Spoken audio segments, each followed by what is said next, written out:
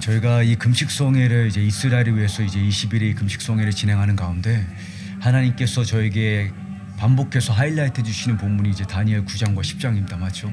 다니엘 9장에 다니엘 선지자가 이스라엘에 대한 그 하나님의 섭리, 그 하나님의 타임라인을 이해하고 그 하나님의 타임라인을 그냥 시청하고 그냥 수동적인 자세로 그것을 멀찌감치 바라만 본 것이 아니라 그 하나님의 계획을 이해했을 때 그 하나님의 타임라인이 어떠한지, 하나님께서 이스라엘 향해서 어떠한 계획과 목적을 갖고 계신지를 이해했을 때 중보로 동역하는 것을 보게 됩니다.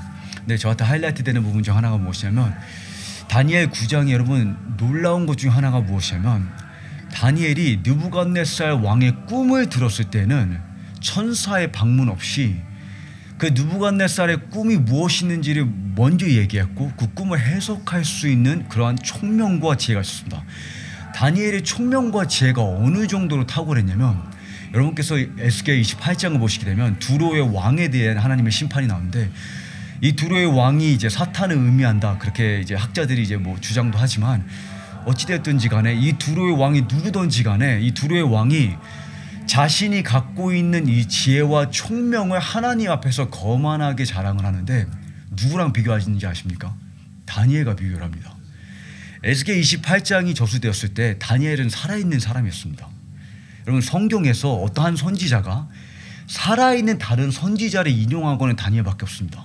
그 정도로 다니엘의 삶이 거룩했고 노아와 욥과 비교할 정도 다니엘 에스겔 14장을 보게 되면 하나님께서 이스라엘에 회개하지 않음으로 인해서 재앙이 증가할 텐데 다니엘과 욥과 노아가 중보할지라도 이스라엘 향한 그 하나님의 징계를 모면치 못할 것이라 이렇게 말씀하십니다.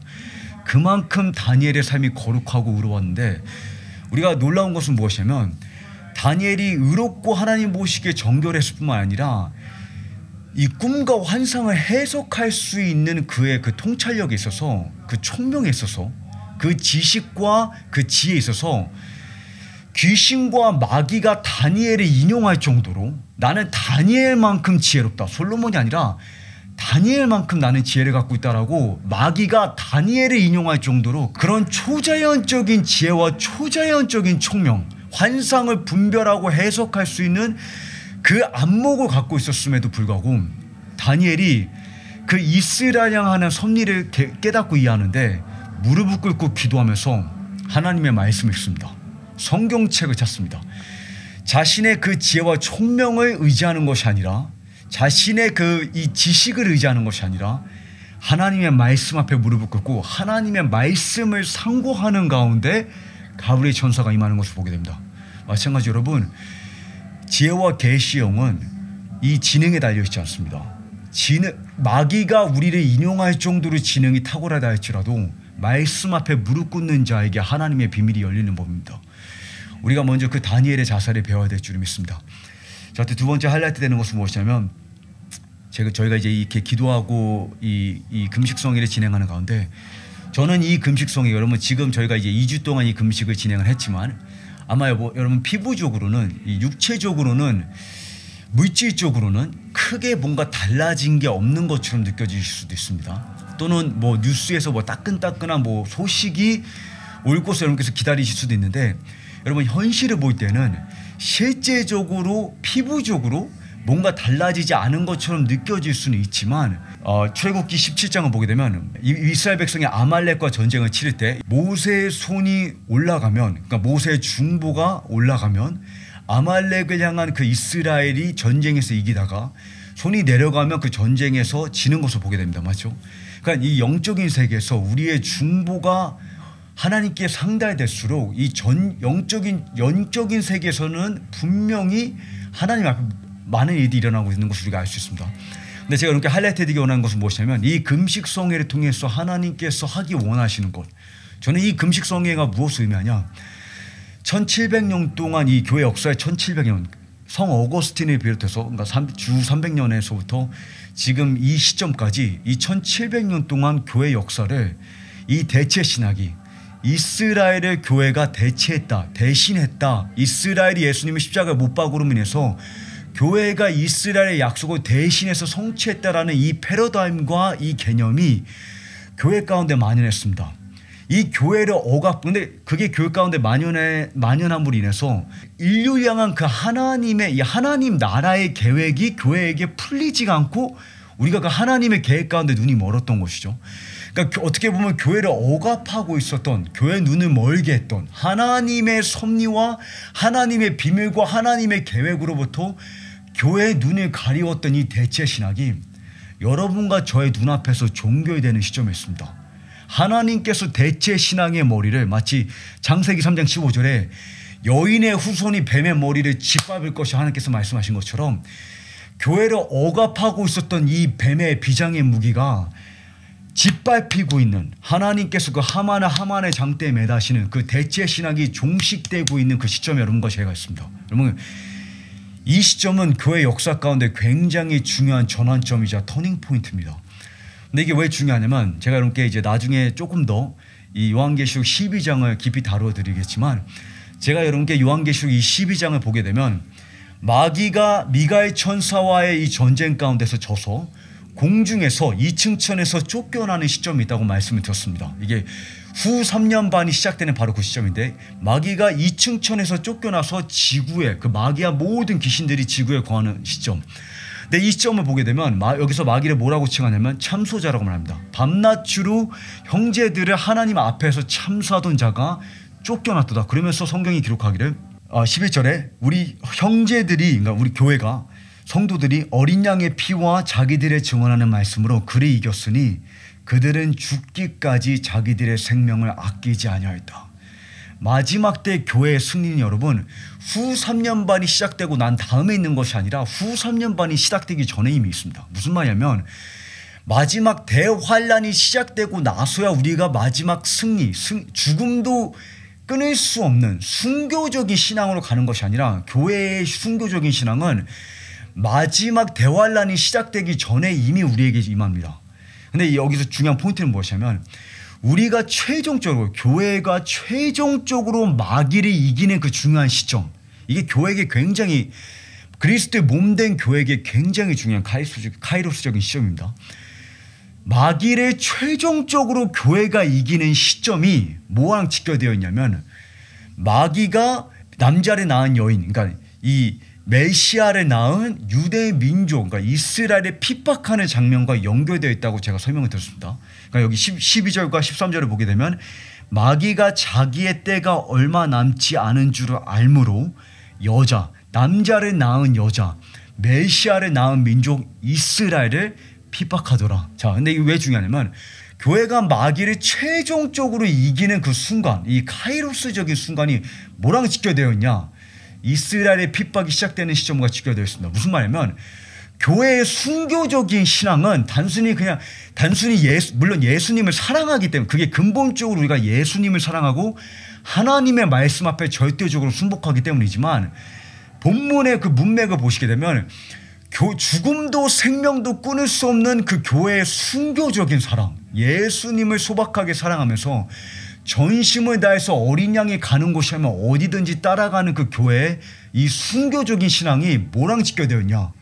이스라엘과 핍박 가운데 함께 서는 것과 직결되어 있다는 것입니다. 이해가 가십니까? 그러니까 이스라엘에 대한 하나님의 섭리를 이해하는 것이 교회가 이 공중 권세 잡은 자를 하늘에서 떨어뜨려 내리는 것과 직결되어 있다는 것입니다. 이해가 가시죠? 그러니까 지금 여러분과 제가 500만 명의 성도들과 함께 이스라엘을 향한 그 하나님의 섭리에 동참해서 기도하고 중보하는 이것이 교회의 그 성숙함을 이루는 데 굉장히 중요한 전환점, 터닝 포인트라는 것입니다. 제가 여러분께 또 한 가지 하이라이트 해드리기 원하는 것은 시편 27편을 보게 되면 다윗이 군대가 진을 치고 원수들이 대적하여 그를 집어삼키려고 하는 때, 전쟁이 일어나고 글로벌한 전쟁이 고조되고 있는 이러한 때에 다윗이 다윗의 심령을 붙잡았던, 일평생 그를 붙잡았던 하나님만이 반석이시며 하나님만이 생명이시며 하나님만이 어둠 속에 그에게 빛이 될 수 있었던 그 비결이 무엇이었냐? 하나님의 아름다움. One thing have I desire of the Lord. 내가 여호와께 갈망하는 이 한 가지. 내가 이 한 가지를 일평생 추구하면 그것을 내 삶의 실체가 되게, 내 삶의 라이프 스타일이 되게끔 내가 그 원띵의 실체를 추구하리니, 그 원띵이 무엇이냐? 하나님의 전에 거하여 하나님의 임재 가운데 항상 거하여서 마치 모세가 하나님의 장막 안에 거하였던 것처럼 그 여호수아가 하나님의 성막을 떠나지 않았던 것처럼 하나님의 그 성전 하나님과의 그 교제하는 삶 가운데 친밀함 속에 거하여 하나님의 아름다움을 앙망하는 것이라. 여러분, 우리가 마지막 때 이스라엘에 대한 하나님의 계획 그리고 또 이스라엘이 왜 중요한지 이런 것들을 이해하는 것이 중요하지만 제가 저번 주에 여러분과 강의를 다룰 때 왜 이스라엘인가 라는 이 주제를 다룰 때 제 메시지의 전제가 무엇이었냐면 올바른 신앙, 정확한 신학, 정확한 인포메이션을 갖는 것보다 더 중요한 것이 우리의 마음 가운데 예수님의 심장이 이식되는 것이다. 예수님의 하트가 우리의 마음 가운데 임파테이션 되는 것. 다윗이 시편 27편에 우리를 지금 이 20일의 금식 기간을 통해서 여러분께서 집중하셔야 되고 여러분께서 초점을 두어야 되는 것은 예수님의 아름다움입니다. 이스라엘의 스토리를 통한 그 하나님의 아름다움, 하나님의 성품, 하나님의 마음, 하나님의 섭리, 그 섭리 배후에 정확하게 490년이 어떻게 풀어지는지를 이해하는 것보다 중요한 것이 490년 배후에 하나님의 아름다움, 내 눈이 아름다운 중에 계신 왕을 보며 그 제가 여러분께 다시 한번 강조해드리기 원하는 것은 여러분 이 금식을 하는 가운데 계속해서 이스라엘에 대해서 여러분께서 더 깊이 공부하시고 더 묵상해 가시지만 그것을 통해서 우리가 초점을 두어야 되는 그 포커스가 무엇이냐, 우리의 초점이 어디를 향하고 있어야 되냐, 하나님의 아름다움, 그 예수님의 아름다움을 앙망하는 것, 그 아름다움에 우리의 심령이 매료되는 것 이해하시죠? 정확하게 이해하는 것 이상으로 여러분과 저의 마음이 그 예수님의 아름다움 가운데 매료되고 붙잡힌 바 되기를 간절히 소망해 봅니다. 그 다음에 마지막으로 제가 이렇게 하이라이트 해드리기 원하는 것은 이스라엘을 위한 중보의 원동력입니다. 여러분 이스라엘을 위한 이 중보적인 사명은, 이 중보적인 부르심은 교회를 향한 하나님의 부르심인데 이것은 이 2023년도 5월달 21일 동안 그리고 그 21일 기간을 위한 게 아니라 이 21일 기간을 비롯해서 앞으로 일평생에 여러분을 향한 하나님의 부르심입니다. 이것은 저의 철학이 아니라 성경이 예언하고 있는 하나님의 절대적인 말씀입니다. 하나님의 말씀이 불변하다면 교회는 이스라엘을 중보하고 이스라엘을 향해서 선포하고 이스라엘 하나님의 섭리를 이해하고 그 섭리에 동역해서 이스라엘을 위해서 노래하고 기도하는 것은 우리의 부르심입니다. 이해가시죠? 그러니까 여러분이 이스라엘에 관심이 있으시든 관심이 없으시든 상관없이 하나님께서 예수님을 사랑하는 교회에게 주신 부르심입니다. 예수님을 사랑하기 때문이고 예수님과 친밀하기 위함입니다. 예수님께서 요한복음 17장에 이렇게 기도하시기를 아버지 내가 갈망하나니 Father I desire those whom you have given me 내게 주신 자도 may be with me where I am 내가 있는 곳에 나와 함께 있어. 아버지 당신의 눈물이 있는 곳에 나의 눈물이 있기를 원하나이다. 아버지의 마음이 있는 곳에 나의 마음이 있기를 원합니다. 예수님의 중보가 향하는 곳에 나의 중보가 향하기를 원합니다. 여러분 이것이 우리 모두의 고백입니다. 이것이 우리 모두의 비전이자 갈망입니다. 그렇기 때문에 이스라엘을 위해 중보하는 것은 여러분의 삶의 절대적인 부르심입니다. 자, 이것이 왜 중요하냐면 21일 동안은 이스라엘이 국가적인 위기, 군사적인 위기에 있으니까 상황이 절박하니까 우리가 막 기도할 수는 있습니다. 근데 여러분 이미 2주째 되니까 이제 느끼시겠죠? 이 기도 계속해서 이스라엘 위해서 기도하는 게 쉽지는 않다는 것을. 우리가 이스라엘에 실제적으로 살고 있지도 않고 뭐 우리가 유대인도 아니고 어떻게 이 기도 이스라엘을 위해서 기도하는 그 부르심과 그 하나님의 소명을 우리가 지탱하고 계속해서 우리가 이 사명을 감당할 수 있을까? 그 비결이 무엇이냐면 바로 예수님의 신랑 되심에 대해서 더 깊이 헤아리는 것입니다. 이것이 왜 중요하냐면 많은 분들이 이스라엘에 대해서 외칠 때 아가서의 신부적인 패러다임에 대한 메시지와 하나님의 첫 계명의 실체 가운데 사랑하며 사랑하는 것과 이스라엘에 대한 그 하나님의 마스터 플랜의 계획을 정확히 이해하는 것을 서로 구분짓습니다. 물론 이것도 중요하고 이것도 중요하지만 이거 공부할 때는 이 마스터 플랜을 정확히 이해하는 데 집중만 하고 또 친밀함을 공부할 때는 또 친밀함을 이해하려고. 근데 이 두 개는 불가분의 사이입니다, 여러분. 이스라엘을 위한 그 하나님의 그 중보적인 소명, 이사야 62장 6절과 7절, 바로 그 6절과 7절을 가져오는 4절과 5절의 내용이 무엇입니까? 헵시바의 메시지입니다. 내가 너를 향해 헵시바라 칭하리니. 헵시바의 의미가 무엇이냐? 여호와께서 기뻐하시는 자라. 마치 청년이 처녀와 첫사랑에 빠졌을 때, 그리고 그 신혼 첫날 밤에 그 처녀를 기뻐하듯이 신부와 신랑이 신부를 사랑하는 것처럼, 신랑이 신부를 기뻐하는 것처럼 여호와께서 너를 기뻐하시나니. 그 신랑이 신부를 사모하고 사랑하고 즐거워하고 소중히 여기며 기뻐하는 그 신랑 대신 예수님의 마음이 여러분과 저에게 실제가 되지 않으면 여러분과 저의 기도는 그 제단 위에 그 불은 반드시 꺼지게 되어 있습니다. 예. 여러분이 아무리 이스라엘에 대해서 열심히 공부하셔도 인간의 노력과 인간의 의지로는 그 중보의 불길을 지탱할 수가 없습니다. 그 제단 위에 하나님께서 지피신 그 불이, 그 중보의 불이 꺼지지 않기 위해서 계속해서 기름을 부어줘야 되는데, 그 기름이 무엇입니까?